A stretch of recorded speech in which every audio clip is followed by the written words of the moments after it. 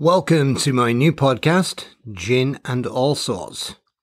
So I think first, with it being my very first one, and I'm your only host today, we're going to have guests as I move along with this. I better tell you a little bit about myself. Can I really talk about gin and all sorts? Well, I've actually been in the drinks industry a long time. Most of my career, actually. In sales and marketing, starting with beer for a very long time.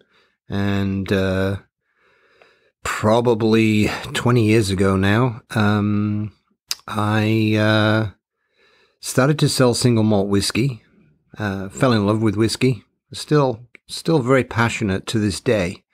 But found gin in the new gin boom, probably about a decade ago. And I think actually that this very first one is going to have to be a little brief summary about history. Gin has just had such a wonderful story from 400 years ago, I would say, just trying to do my maths there, but at least 400 years ago. And there's quite a lot of myths, some stigma from the early days that you still hear a tiny bit about from people that have not ventured into the world of gin today. So I'm going to start with a little bit of history. Basically, it really came from Holland. It was actually a Dutch spirit known as, you can either say a Geneva or you can say Geneva. It really doesn't matter. Either one will do. And I know today it's not very popular. Probably hasn't ever been very popular outside of the Netherlands. And probably, if I was trying to explain Geneva briefly, I would say that it's like, it's a combo between a single malt whiskey and a gin. So a whiskey with botanicals. And I kind of think that would put just about everybody I can think of that loves whiskey off, having botanicals in a whiskey. But that's kind of how it was. It's still probably not too easy to find, particularly in North America. It's probably okay to find in Europe to this day. But the company that comes to mind that makes a wonderful range of Genevers is Bols. So Bols, B-O-L-S, the liqueur company. And basically what it's made from is barley, juniper berries, and spices.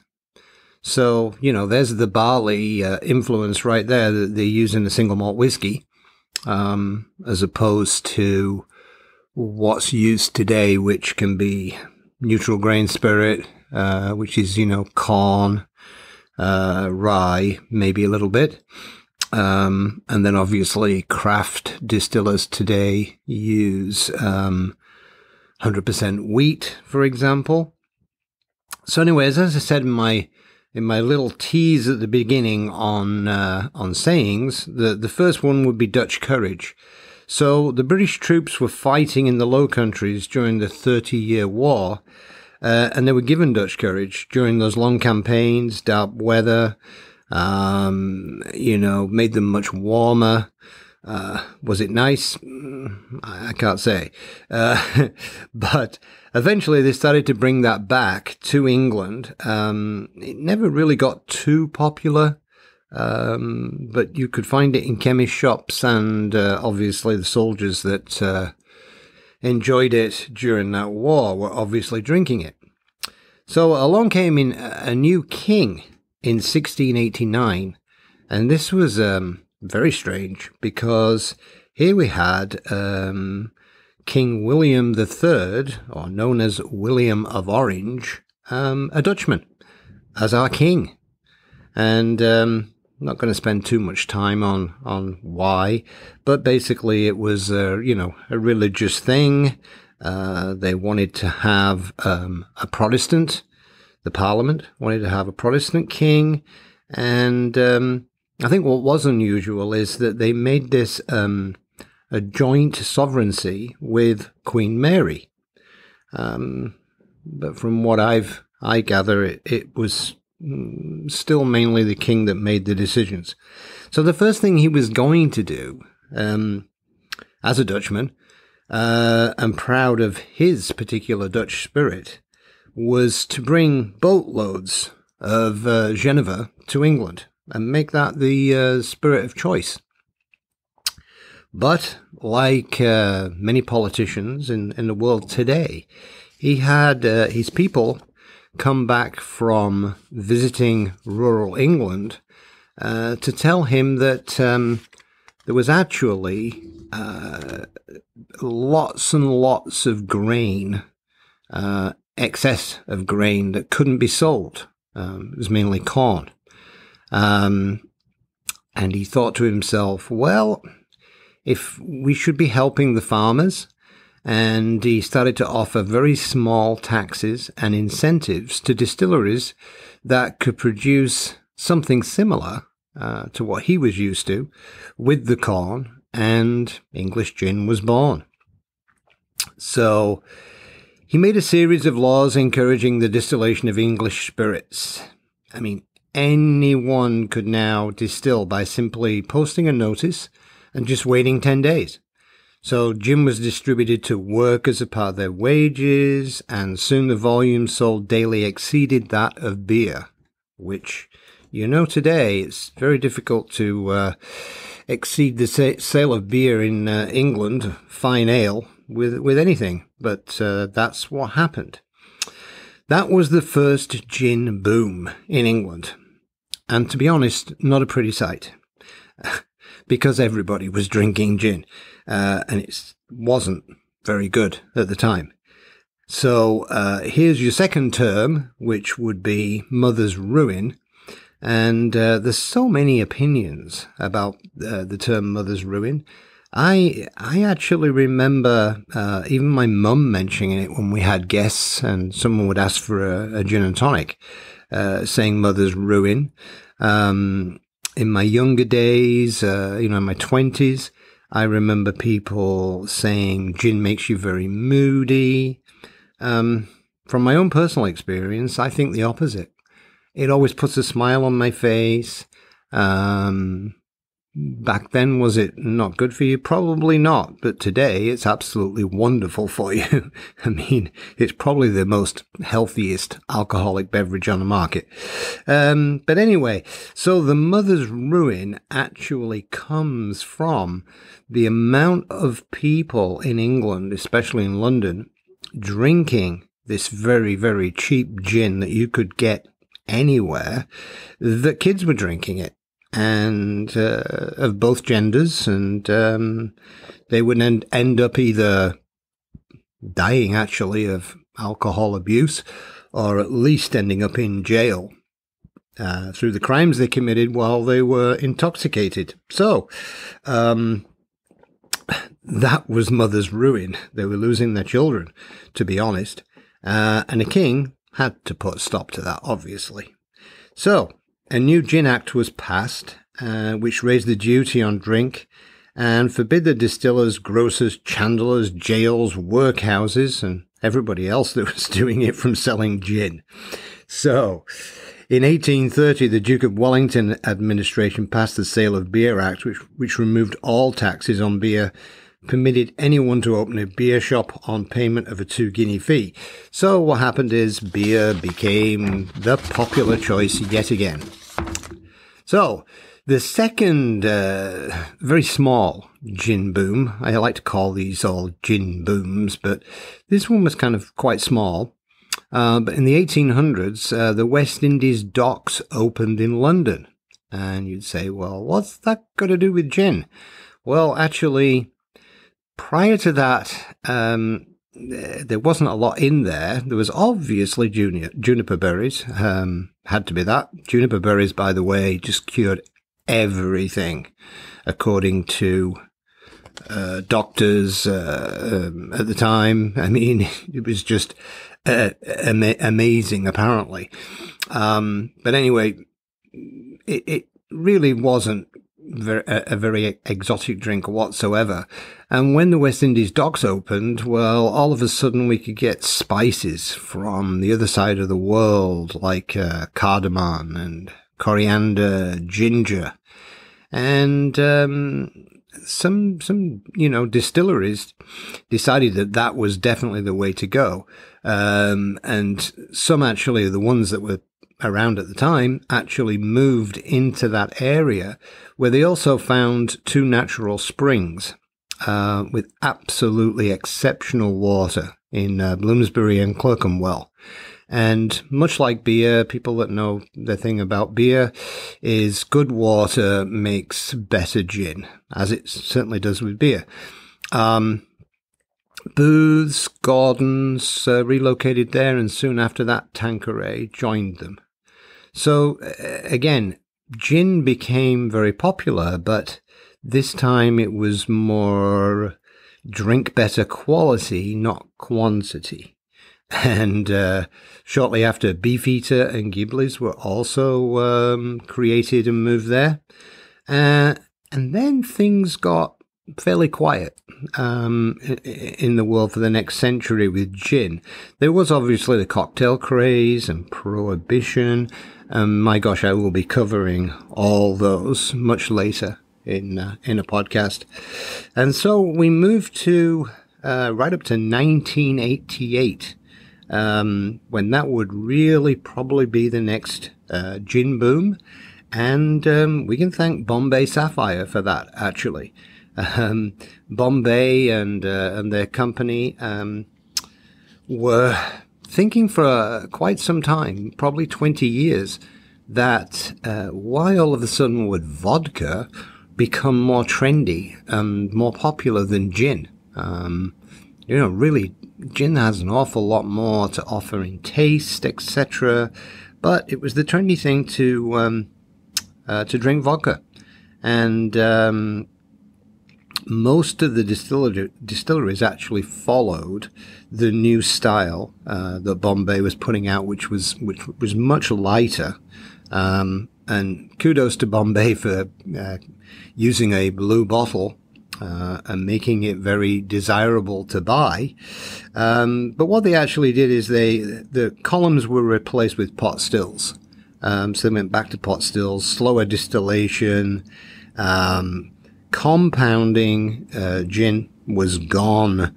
They moved to a style we know today as a London dry gin, which is basically redistilling neutral spirit, in most cases, not craft, which we will cover craft distilleries much later, in stills traditionally used for gin in the presence of juniper berries and other botanicals. I think the EU law actually said majority of juniper berries, but anyway, it has to have a lot of juniper berries. And the most important thing here is no adding of flavoring, or in fact anything added after distillation. Compounding was, and that's just basically adding artificial things to make it taste nicer, different. That all stopped. So there was absolutely none of that anymore. And so that really kind of gets us up to speed about 10 years ago.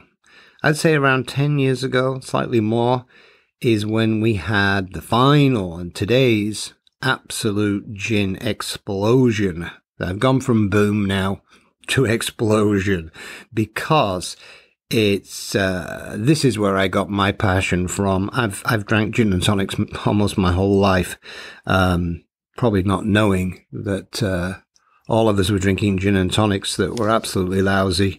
We shouldn't have been, because they were too sweet. But anyway, what happened? I think they formed in 2004, but let's say from around 2010. A new tonic company known as Fever Tree So I've just given credit to Bombay for what they did. Now this one is definitely Fever Tree Tonic Company. Has to be. And Fever Tree Tonic is basically, first of all, it's all of the tonics that we used to have. I'm not mentioning names, just we all had them. I'm talking about Britain, Canada, US. We all had a tonic that had way too much sugar. So number one, it wasn't good for us. Number two, sugar and gin do not go together. They will fight. They're not a marriage whatsoever. And this company out of the UK brought out a series of Fever Tree tonics that had no sugar. Everything was natural, exotic ingredients from all over the world, to be perfectly honest. And just changed how we drink gin and tonic today. And it's not too many years ago that when you looked at gin sales, gin and tonics made up at over 90% of all gin sales globally. Not your other cocktails that are now getting more popular, like Negronis, but this gin and tonic is still huge. And so what I'd like to do now is, I'll just close my eyes and go back, and I can't even think of the exact year, but I'm going to say 2014. But I'm originally from Yorkshire, and I went back and stayed in a town called Pickering in Yorkshire, not Ontario, Canada. And one of the reasons for that was because of my love of steam trains. There's a Steam Preservation Society, North Yorkshire Moors, that has steam locomotive journeys and, beautiful carriages that are not 3 or 4 miles long. They're like 20, 25 miles long. And you can actually get to a station that will, take you across England, obviously using diesel, but it's a beautiful ride. And these steam trains are, back to pristine. And I just couldn't wait. So I was there a few days. And I went to a typical, what I would have called a pub back in the 80s. And not like you might if you've never been to England, or, you're conjuring up what an old English pub looks like. It wasn't one of those. And I guess we used to call them wine bars. Back in the 80s, I think it got trendy. But, wine bars never really had a lot of wine. So it's a bit of a terminology thing, trying to be like the French maybe. But it really was, I'll call it a modern pub. And I went in there and I was going to have my pint of cask ale, like all British men tended to do. And I stood in line waiting because all the barmen seemed to be really, really busy making these drinks. And when it got to my turn, I just said, what is going on? What are you making? It's like gin and tonics. And I couldn't believe it. A gin and tonic was a small tumbler where they would say 1 ice cube or 2 in England, as if they'd forgotten the recipe. And and obviously the tonic would be, a sweet, horrible tonic. And it was explained to me that now what the bartenders, mixologists are doing with gin and tonics is they've got these all-natural Fever Tree tonics, different styles, and you can actually pick your favorite gin, and let's say, for instance, that could be Tanqueray, so it's sort of spicy, and juniper. Well, they will then suggest that you pick Mediterranean Fever Tree tonic, and then when you get to your garnish, they'll explain that, say, your traditional lime or lemon is too citrusy, and replace that with pink grapefruit. Well, I was in awe. I was like, pink grapefruit? What? And then on the flip side, it could be you pick a soft floral gin and use elderflower Fever Tree tonic, and that might come with excuse me, with an orange garnish, for example. So you can imagine how the whole world of gin has changed. It's wonderful. And I think that's what really inspired me that day in Pickering. And the following year, I came back to Edinburgh after doing my gin diploma from home, but then you had to spend one day in classroom environment. And not easy, actually. It was quite tough, quite a tough course, but I did pass my my gin diploma, and I haven't looked back since.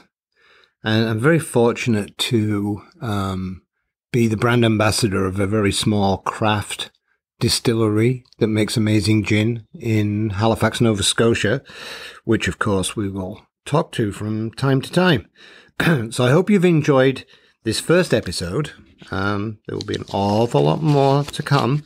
And hopefully I'll have everything set up so that you can ask me any of those questions from this first one, because, you know, quite honestly, you could talk for hours about the history and obviously, you know, the cocktail scene that will be coming up.